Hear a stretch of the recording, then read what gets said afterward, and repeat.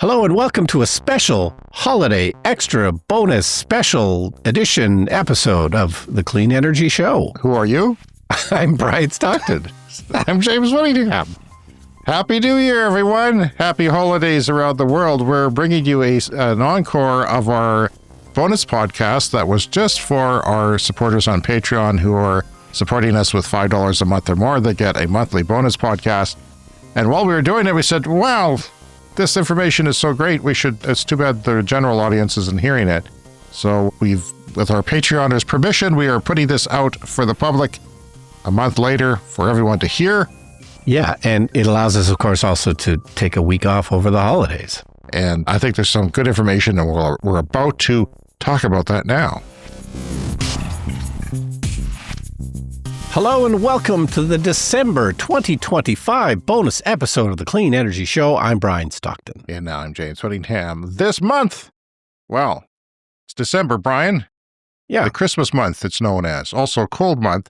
We're doing this podcast as a gift, as a reward for our Patreon, because you have to give rewards to your Patreon supporters at certain levels, and they increase as you go up. So if you give $5 US a month, you get this Clean Club membership and higher with a bonus podcast every month, and this is it. So this week, or this month, I guess, we've got various stories. You want to talk about what you're going to talk about on the show today? Yes, I'm going to talk about the number of EVs that are going to be on the road by next year, a new smart bike helmet from Rivian, and the world's largest sand battery. And I'm going to talk about the U.S. stockpiling the things that we need for clean energy for evil, for war, and corn's climate problem as well, ethanol. So, James, do you remember Expo 86 in Vancouver, Canada? I do. My brother and his wife went, which I found really odd because they didn't seem like the people to care about anything in the world. I don't think they've ever voted. I don't think they don't hardly travel, but they went there for some reason. And you didn't go then, it sounds like. No. Well, I went and there's only two things I remember. The first was I saw IMAX 3D for the first time. This was a demonstration thing. Yeah. So we did actually have 3D film here at our IMAX for a while. They got rid of one film projector so that they could put in the digital. So it's fairly common in digital IMAX now to have 3D. But then the other thing was I saw a Joe Jackson concert. I've always been a Joe Jackson fan, the British new wave rocker guy. Mm-hmm. And he did a show at Expo 86. I drove to Vancouver for that. I don't even remember how I heard about it. Like, this was before the internet. Like, how did we know about things in other cities and buy tickets for them? I wondered that myself. Like, how do we do anything? How do we drive anywhere? Yeah. Like, do we have a map on our steering wheel that we're just sort of glancing at? Like, how do we do anything? I know. It's incredible. But and, you know, anyone older than us and the baby boomers, they're still back there. They're still in 1986.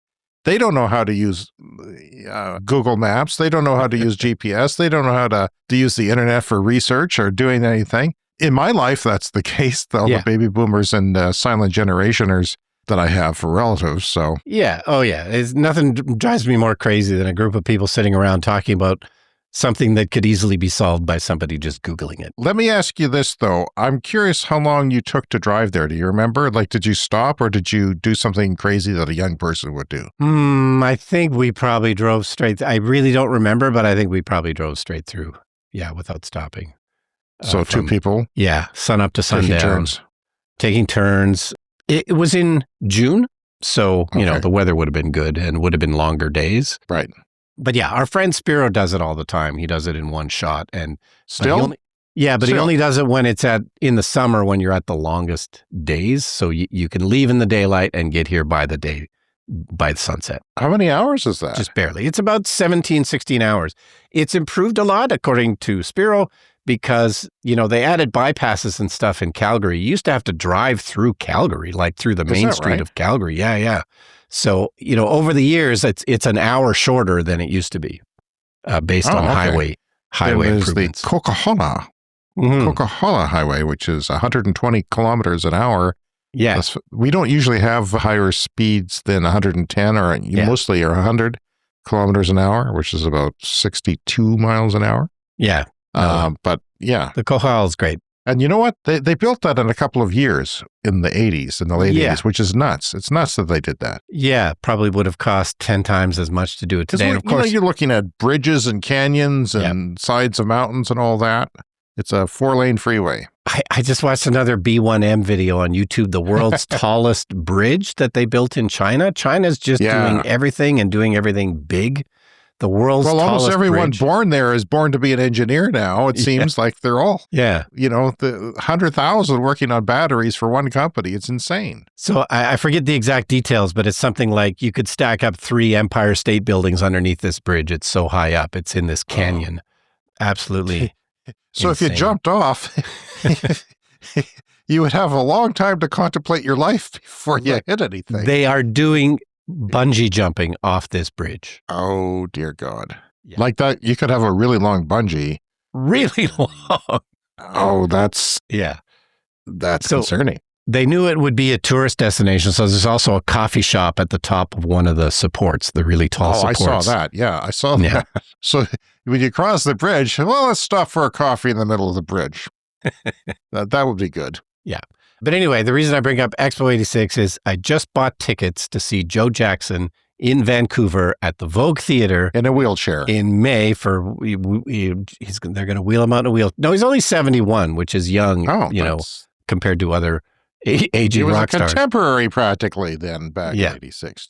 Yeah. So, in May. So it'll be almost exactly 40 years since I saw him at Expo 86. Well, tell me you're going to fly. Yes, I'm going to fly. You're too old for this, Brian. You're too old to make that Vancouver trip. Haven't booked the tickets still does it in one day, still, to this day. But only, like I said, if you can do it in the peak of summer when the days are the longest, Well, still, I admire the man for it. I mean, what kind of trucker pills is he popping to get that done, to get his age? He's our age, so. Oh, natural, baby. He's got better genes than us somehow, and a gumption to just keep going. Okay, the United States, according to a Republican senator, says that the United States should quit trying to compete with China on electric vehicles. Yeah. U.S. Senator Bernie Moreno said Tuesday, sparking renewed debate over what direction the nation's auto industry should take. This is surprising, especially from a Republican. It's probably more likely that you actually hear it from a Republican because the Democrats are all about the union jobs. Yeah. And that is such an important part of many regions of the United States. And even Tennessee now and places like that, there's a lot of jobs down there that are union jobs or non-union jobs. That's kind of why they're setting up shop down there. Yeah. Is they're getting the union rules are more lax. So he says we're ahead of them by a mile. We used to be ahead of them by a mile everywhere else with our auto industry, with the internal combustion engine. But they went into EVs. And they convinced the Western world to go into EVs and play their game. He said he's from Ohio, and he said this at an auto industry conference, and he said it was irrational and dumb that we're just not going to compete. And I have trouble saying this out loud, but I kind of quietly agree. I can say that because there's no auto industry anywhere near me. Yeah. I'm out here in the prairies in the middle of nowhere, but I can't say anything about, we don't have any industries here. Except for the oil industry, which I am encouraging to disappear one day. But it's quite shocking too. And it seems you can debate this all day long, but it seems like he might have a point. Right. I mean, for the short term, but as in the long term, since everything is going EV, isn't it there may be a short-term benefit. Yeah. Short term. Yeah. It's a short-term benefit of making combustion engines right now. But ultimately, if you're not pouring your resources in, it's going to happen quickly. Yeah. The tide will turn fairly quickly once, they start entering your market wherever you are. And outside of the United States and Canada, they're pretty much in most markets. Well, and of course, he's ignoring the fact that Tesla really jump-started this whole thing. And that's, of course, an American company. So America was ahead in EVs. But it was because they didn't keep up with that. Now they're not. Because we've watched the Tesla story unfold, and it's been a struggle the whole way. It's always very tough to do, but the Chinese, they just, you have like a cell phone maker or, somebody like that, and 2 years later, they've got like a best-selling car. It's insane. Like, Tesla couldn't do that. Now, there are big help from the communist government. The authoritarian government there will help you get going. And there's a lot more going on there with manufacturing expertise that you can bring in and things like that. But still, it's the fact that they didn't make cars until a few years ago en masse, then it's quite remarkable what's happened in China. But I don't have a lot of faith in the combustion automakers, and Toyota's still pushing a hydrogen vehicle. Yeah. Like a passenger vehicle. Like, why? It doesn't make any sense. It doesn't make any sense at all. There's no need for it. It's like... No, it's weird. Why people would go down that road is weird. This dovetails nicely into the first thing I want to talk about. This is from Green Tech Lead. The installed base of electric vehicles in 2026 is going to hit about 116 million. So typically when we talk about EV sales rate, we talk about the percentage of new car sales. And we talked about on the last episode, in Norway, they're up to 97% of new car sales are EVs, and it goes down from there. But the installed base, of course, is going to take a long, long time to replace. But 116 million by next year is not bad. That's going to be up 30% from 2025, from this year. And the installed base of cars around the world is somewhere just above a billion cars. So by next year, we'll be approaching 10% of the fleet will be electric cars. That's kind of wild. And Brian, next year, less than a month away. Yeah, that's right. And not that that's when the markets hit, but that year starts in less than a month. So we're wow. Yeah. Like that's pretty significant. And that's got to be a big pain for our friends in the oil industry. Yeah. The nice, good people who are in headquarters in London trying to destroy the planet. Yeah. And the installed base in Norway is up to something like, I think, approaching 50%. Oh, and I should say that does include plug-in hybrids, which is a little bit unfortunate. But the installed base in Norway is getting up around 50%. And they're, of course, leading the way in that. And that's where it's all heading. Like, this trend is not reversing. So for automakers to ignore EVs and not... No, the United States, Trump, he can't stop it. Yeah. It's... Al Gore had a biblical analogy, but I can't remember what it was, and I didn't really quite understand it. But it's basically like, somebody trying to stop the floods. Yeah. That, it's unstoppable. Yeah. You're too much of a heathen to understand it. Too much of a heathen there. It's been meant to be said on this show for years, and it's finally been said. Okay, this is from The Guardian. People are studying that the U.S. has earmarked billions of dollars to stockpile critical minerals for military use. This has not been, to my knowledge, out there, really. No one's really admitted to this. Yeah, well, like I remember hearing the sort of most famous story from the critical minerals thing is there's apparently some like super magnet that they need to put in their fighter jets in the U.S. Yeah. And their only supplier is China. And this whole F-16 jet won't fly if it doesn't have this one tiny little magnet that you can only get from China.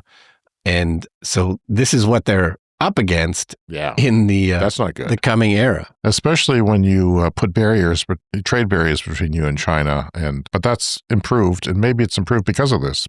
Yeah, and no doubt, obviously military is very important in the U.S., so no doubt they're thinking of alternatives and solutions, and there is probably a solution somewhere to all of this instead of just relying on China, but that stuff doesn't happen overnight. The study was from the Transition Security Project, a joint U.S. and U.K. venture, and it reveals that the Pentagon is stockpiling huge stores of critical minerals that are needed for a range of climate technologies, including solar panels, wind turbines, electric vehicles, and battery storage.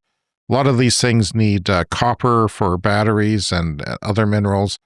But things that move with magnets, cars, they have, any electrical motor requires magnets, and the critical minerals for those magnets are sought after highly in the world. So it found that since U.S. President Donald Trump passed his One Big Beautiful Bill earlier this year, the Pentagon, through its National Defense Stockpile Program, has earmarked billions of dollars to secure a growing list of critical minerals. Yes, and that drives up the prices, basically. AI-driven autonomous warfare platforms, robots and drones and all that stuff need that. So it's competing with clean technology, which is a bit ironic.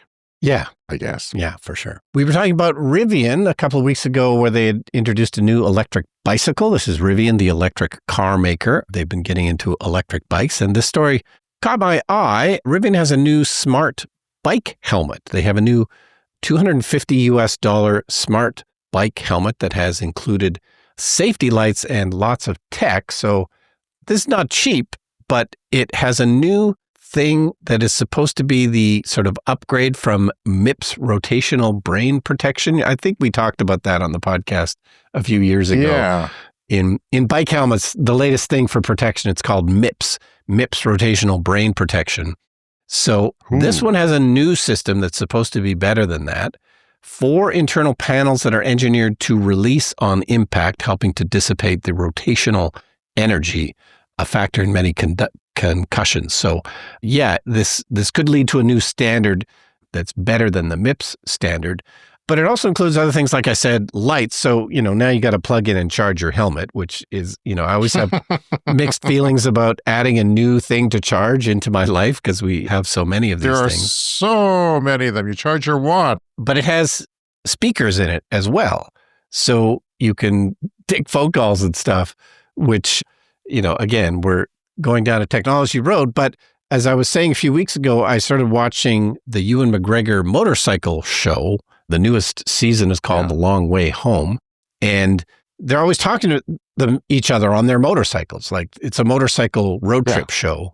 But of course, it's 2025. So of course, you're always going to be able to talk to each other. And I've thought about that when I go, cycling with my partner in the summer. It's like, it's annoying to have to ride up to them to say something. And I think we should just have an ear pod in and just be on a phone call the whole time or something. Speaking of ear pods, I mean, if you have ear pods in, that kind of makes cycling more dangerous, right? Because you can't hear your environment. Yes, but I use what is it called? Yeah, it's transparency mode, it's called. So there's little microphones in the headphones and it feeds some of the real world into you. Yes, it works pretty well. But I would think of that as a concern if you're blocking out any of the real world, that the helmet microphone would be, the speakers would be an interesting safety issue. Probably. And I suppose that's why they're there. Probably safer. Because then you don't want people pulling out their phones and texting while cycling. Like this is bad as texting while driving. Get out of traffic. Yeah. So the fact that it's a speaker rather than a headphone is probably a little bit safer. And the price tag is $250? $250.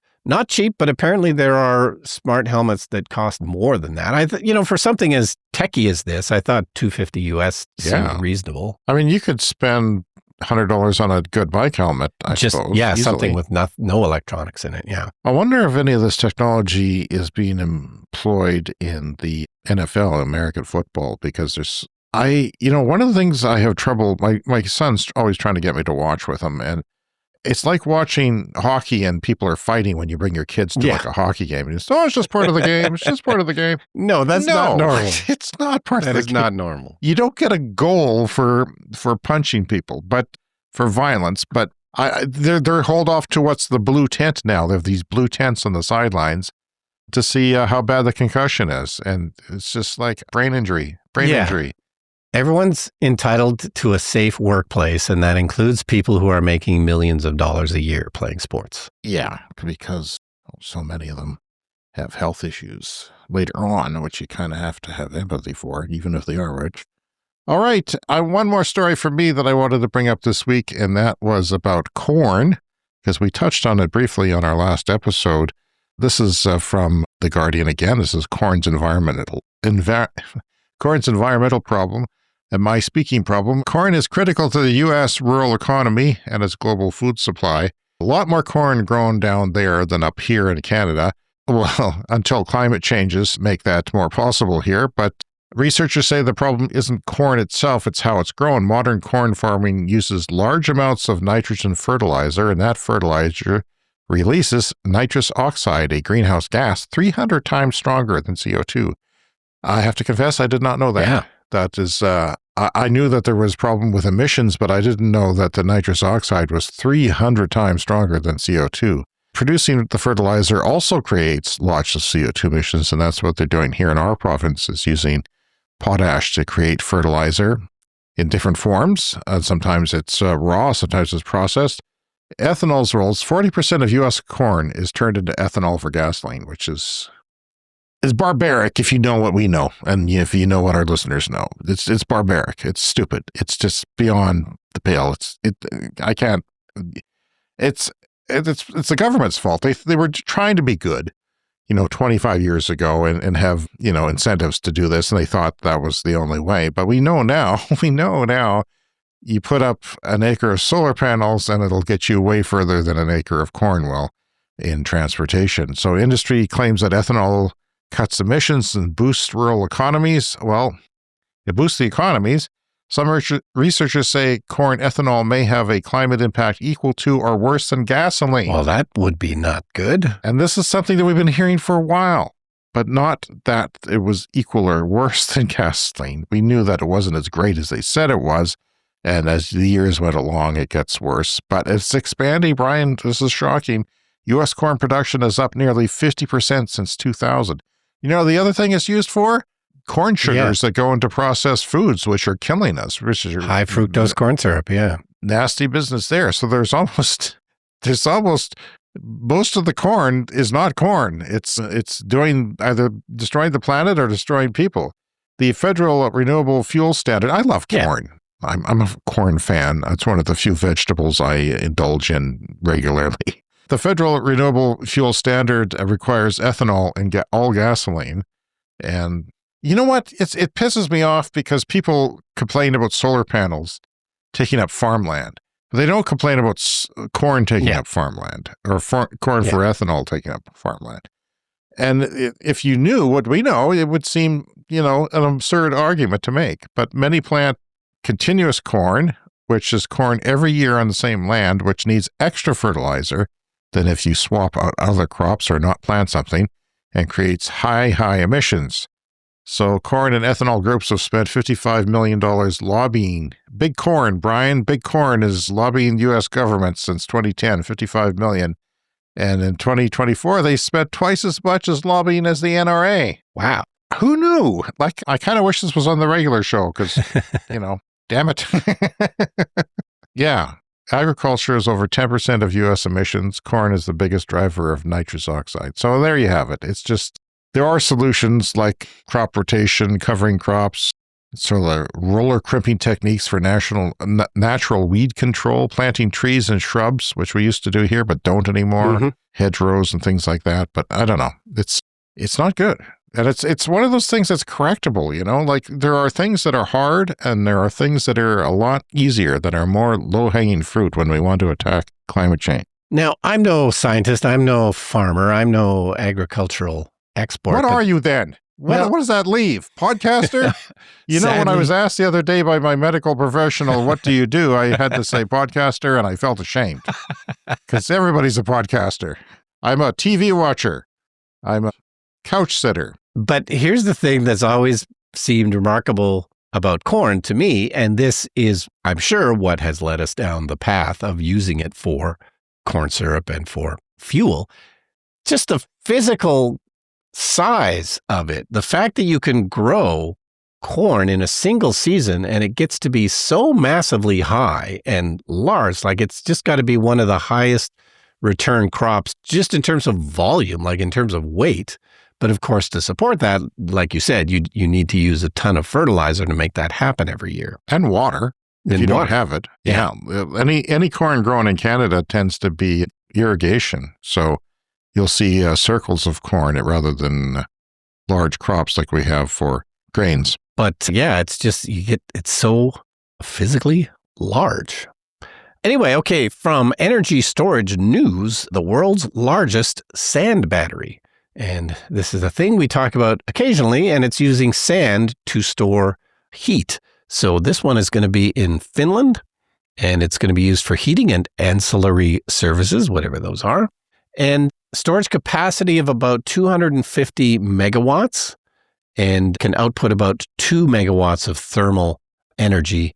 And so it's a 125-hour system. It can store 125 hours worth of heat. Wow, that's a lot. It can output at 2 megawatts. Yeah, if it outputs out 2 megawatts, it can do that for 125 hours. But yeah, that's one of the, I think, the advantages of a sand battery. Storing heat in sand is it can stick around for quite a while. But yeah, this is the largest one in the world so far. So this is one of those things that can be helpful in the future. It's five days. So that's pretty good for storage, for energy storage, 5 days. And that starts to do things for you. And of course, they're using this in a district heating network, which is a thing that they often do in the Scandinavian countries, is that they're heating a large area at one time. So that's a place where a sand battery makes sense. And I keep thinking, though, that this is a relatively early days of energy storage, whether it's batteries or any other technique.